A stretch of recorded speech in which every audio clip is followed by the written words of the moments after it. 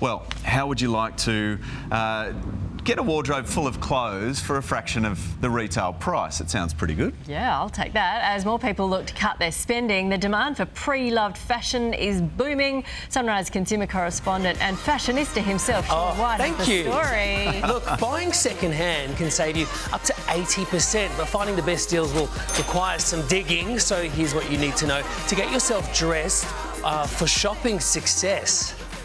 Welcome to a bargain hunter's paradise.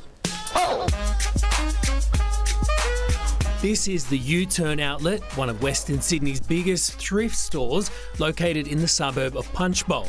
Buyers travel here from across the country to stock up on new clothes for a fraction of the retail price. Katie Revy is the manager. We've seen a significant increase in sales across all of our stores and foot traffic. And we've seen growth in our membership program here at U-Turn, upwards of 50% across the last 6 months alone. Toward the back of the store, it's a treasure trove for thrifting. Pay $10 and you'll get 1 kilo of clothes picked by you.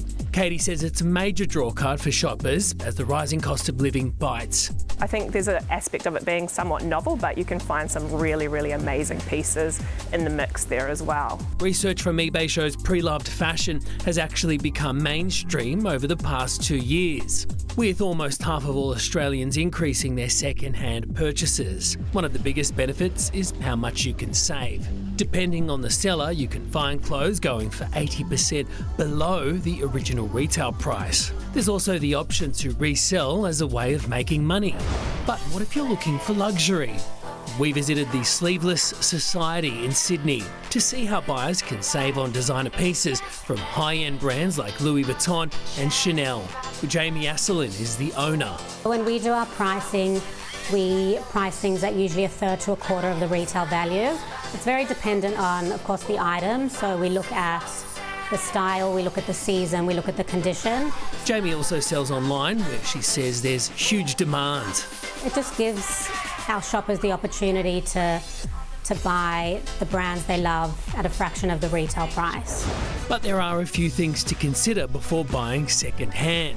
You often need to try before you buy. Different brands have different sizes, especially when you're comparing vintage and contemporary items. But you also need to be patient. Allow yourself enough time to find the best items. It's also worth following second-hand stores on social media to stay across the latest items as they go on sale. Some popular platforms include Reloop, Aerobe and The Closet.